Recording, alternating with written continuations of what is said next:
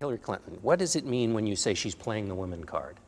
Oh, she's constantly playing the woman card. It's the only way she may get elected. I mean, frankly, I don't think anybody, personally, I'm not sure that anybody else other than me is going to beat her. And I think she's a flawed candidate. And you see what's happened recently, and it hasn't been a very pretty picture for her or for Bill, because I'm the only one that's willing to talk about his problems. I mean, what he did and what he has gone through, I think is frankly terrible, especially if she wants to play the woman card. What does it mean, though, to play the woman card, in your view? Well, she's playing it. She's just, she is pandering. She is pandering to the public, and she's pandering to women. And when she did it with me, she talked about sexist, and I said, I have more respect for women, by far, than Hillary Clinton has. And I will do more for women than Hillary Clinton will. I'll do far more, including the protection of our country. She caused a lot of the problems that we have right now. You could say she caused the migration. Look at the problems in Syria. You mean as Secretary of State? As Secretary of State. I mean, the entire world has been upset. The entire world it's a different place. During Barack Obama and Hillary Clinton's term, she's done a horrible job. She's caused so many of the problems. And let me tell you something. She's caused death. She's caused tremendous death with incompetent decisions. I was against the war in Iraq. I wasn't a politician, but I was against the war in Iraq. She voted for the war in Iraq. You said she caused death. How? Well, absolutely. Look at Libya. That was her baby.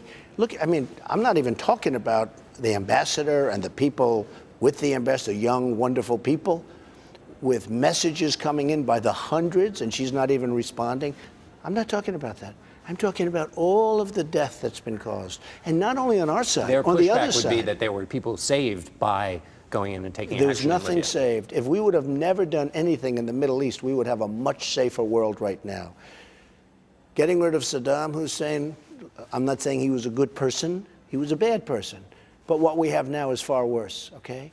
And all of this has led to ISIS. All of this has led to the migration. All of this has led to tremendous death and destruction.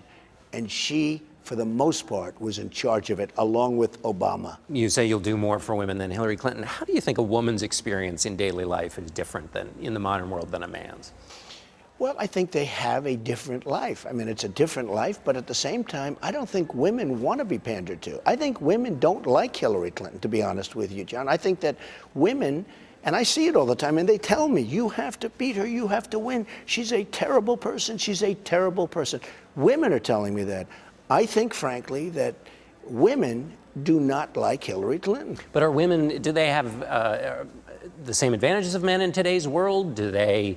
Well, I think they've come a long way, and I think I've certainly within my company done things that were very different, because 30 years ago I had a woman in charge of building a massive building on Fifth Avenue, more than 30 years ago, and nobody would have done that in terms of construction. It was unheard of.